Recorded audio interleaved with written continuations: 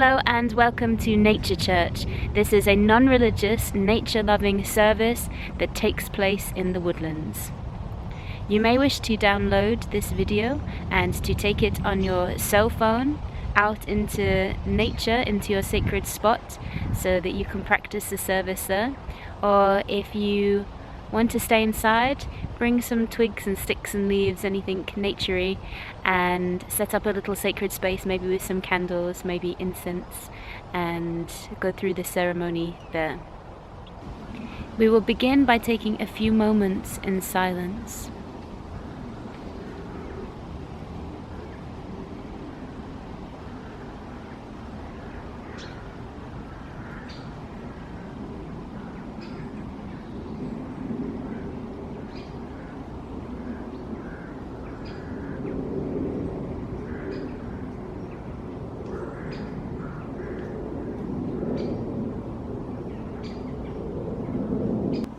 Let us gather in nature's church, where the sky is our temple and the trees are our steeple.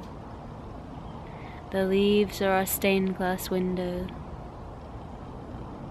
The soil is our graveyard. The moss is our altar. The dead wood are our pews. Where fruit is our Holy Communion, and the roots are our stories. In nature's church, the holy book are the seasons. Let us sink down into our nature souls. Start to breathe deeply. Sink down into your nature soul. Tune in to the sounds around you. Sink down into your nature soul. Keep your eyes open and focus in on every detail. Every vein on the leaf, every crevice in the sticks, every pattern in the tree bark. Sink down into your nature soul.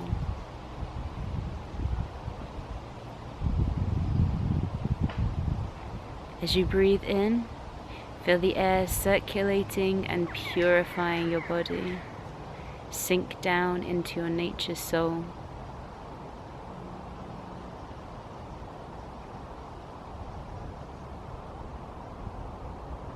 Sit up straight and feel lighter as you sink down into your nature soul. Place your palms on the ground. Sink down into your nature soul. Peace now be in your mind as you are your nature soul.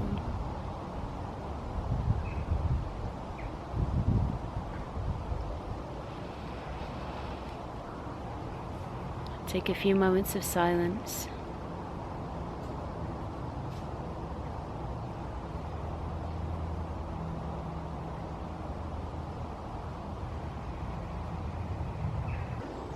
If nature is a symbol of spirit and we are its reflection, then autumn is a time that's predisposed to appreciating beauty, to letting go, and to reaping what we harvest.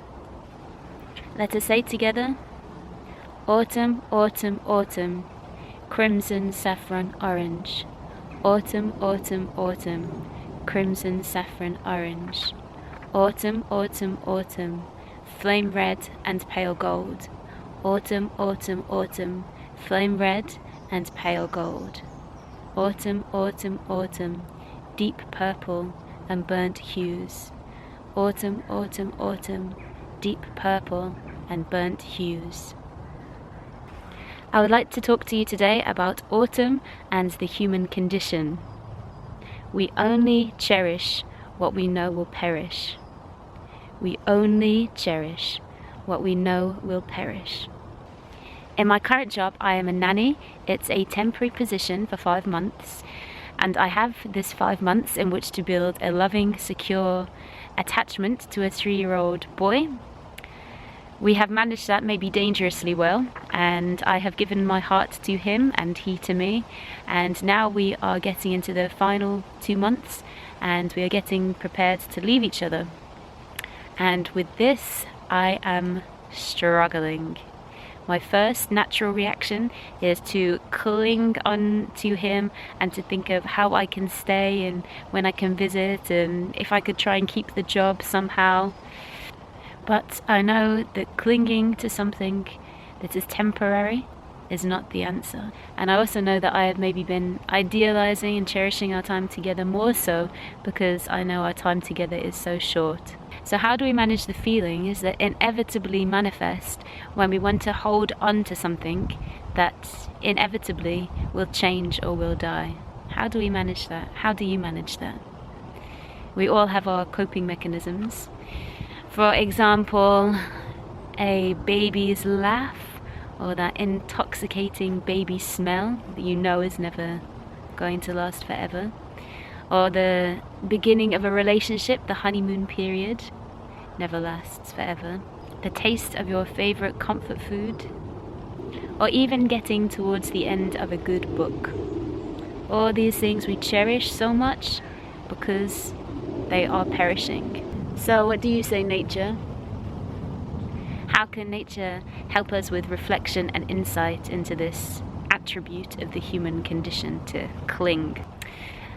After the little baby buds of the springtime came up and they bloomed into beautiful green flowers that danced around in the summer sunshine and the gentle breezes, now we are in autumn and we can see all around us that Mother Death, who is the mother of beauty, has come back to gather up her children and rock them to sleep in her cradle of death. The coming of autumn reminds us how wonderfully fleeting and temporary the world and everything in it is. As the sun retreats in August, the chlorophyll from the leaf is actually blocked, and the tree starts to pull the energy inwards to reserve it for its state of hibernation. So with the reduction in the sun, there is a reduction of chlorophyll, which makes the leaf's green color. And so as the leaves start to change color, it's actually the tree's true colors that are coming through because they're not pigmented with the chlorophyll. So that's beautiful. So just before death, the leaves show their true colors. And then with a blind trust, the tree lets go of the leaf in a blind trust that nature has everything in a plan. And is this not the cycle of all things, of birth, death, beauty, decay? Birth, death, beauty, decay.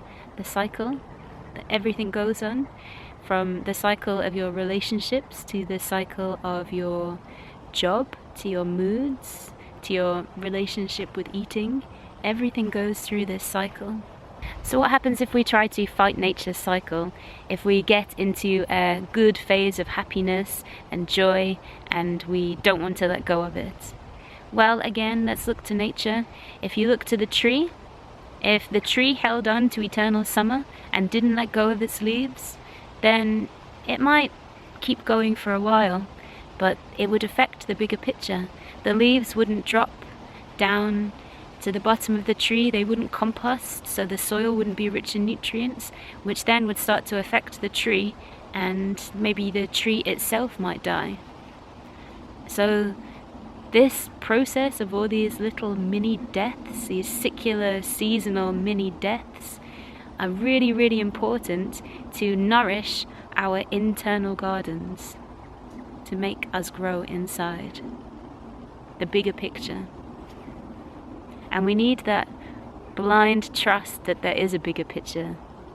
There really is no resisting the cycles of birth, beauty, life, and death. So what does nature tell us to do?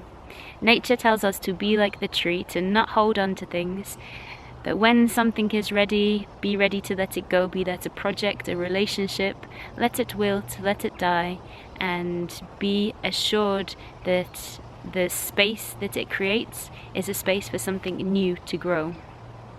And so for me, thinking about my temporary job with this little boy, I need to let that go, and it can die in this sense of the relationship dying, but there may be a new, much more flourishing relationship that will come out of it, and I have to trust that.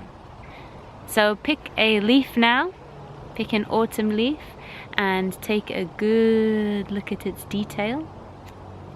Very beautiful. And as you look at it, think about something that you are reaping the harvest of now, this autumn.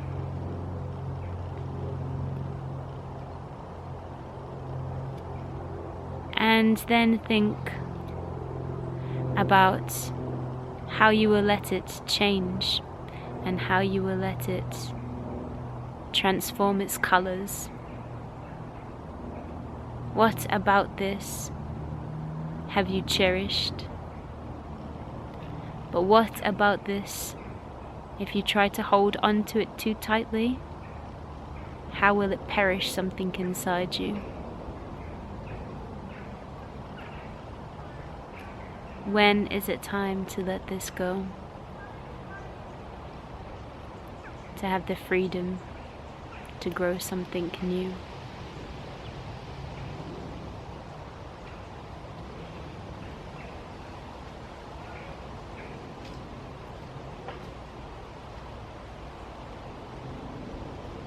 Give your gratitudes to this leaf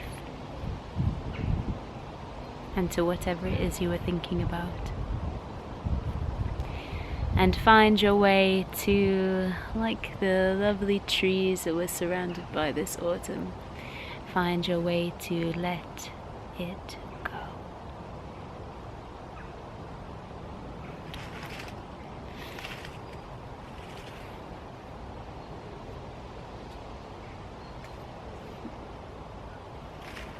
So the closing thoughts are, yes, we cherish what we know will perish, but that doesn't mean that we have to cling onto those things. We can let them go with a kiss and with an open heart, trusting in that what comes next will be very, very nourished and enriching for our lives, the lives of the people around us, and for this big, wide world. Let us take a moment of silence again.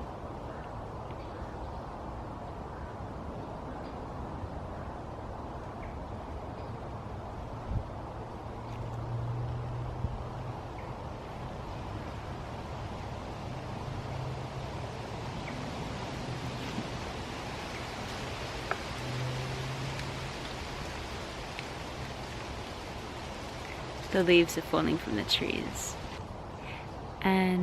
And now let us go into the part of our service where we take some time to give our gratitudes. This is a silent practice for you to close your eyes or to keep them open, whatever is good for you, and to go through all the things in your life that you are grateful for. Your family, your friends, your food, your safety, your warmth, your shelter. Or even if you don't have those things, to be grateful for whatever it is you do have and the lessons that are in there, even the hardships. Let us take our moment now.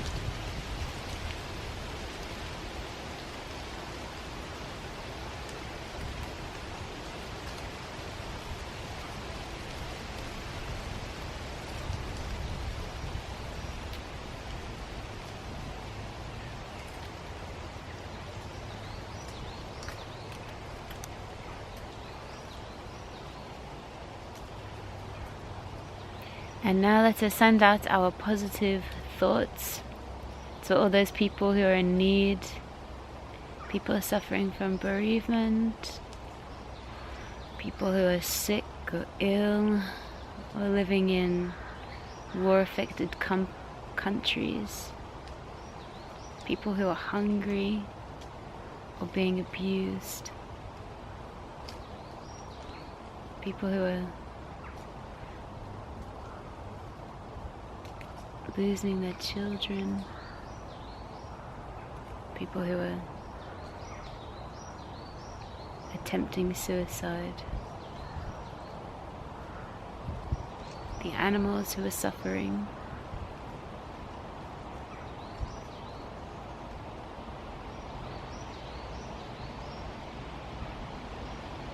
the land of the world that is suffering. Send them your good intentions.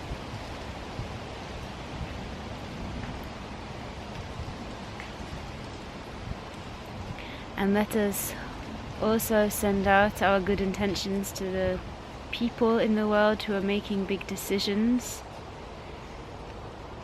Help them to make decisions on behalf of all of us, that we will benefit from these decisions, and that our animals will benefit, and that our children and our children's children will benefit, and that our air and our trees and our world and our rivers and our seas will benefit.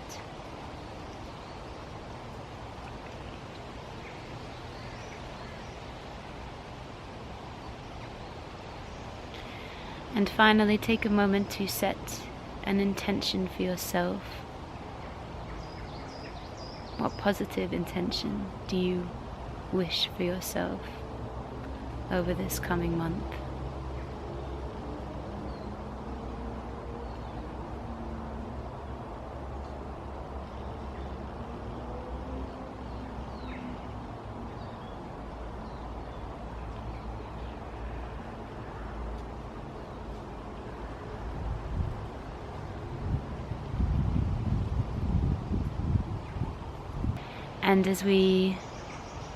And as we come to the end of our nature church, we will finish with a little chant or a little song called Come Be in Peace. Come be in peace, come be in peace. Come be in peace, in peace. Come be in peace, come be in peace. Come be in peace, in peace. Come be in peace, come be in peace.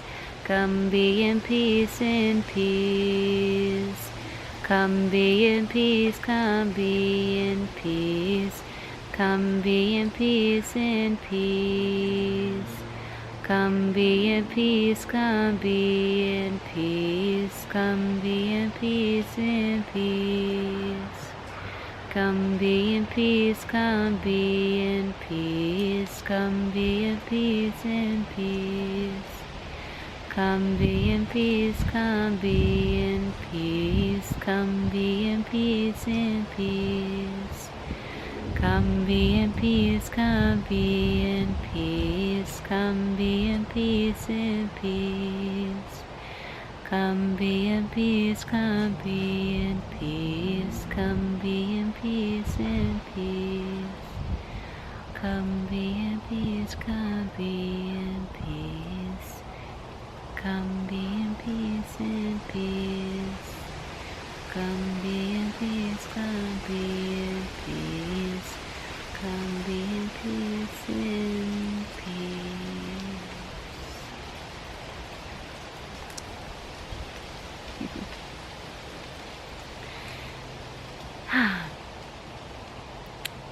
Thank you very much for coming to Nature Church today and settling back into your nature soul.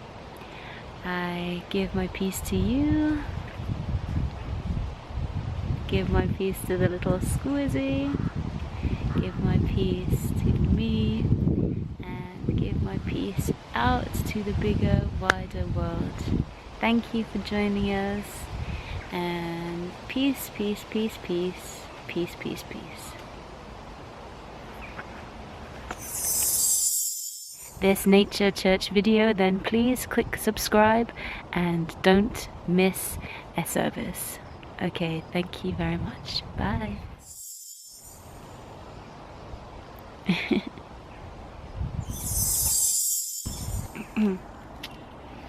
I've bought some fruit, our Holy Communion. This is the bread and the water of nature. And I am going to leave it here for the animals.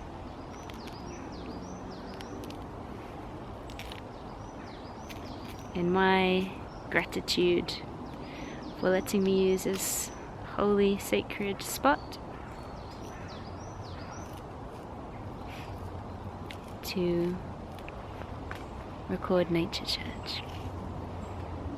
One for me.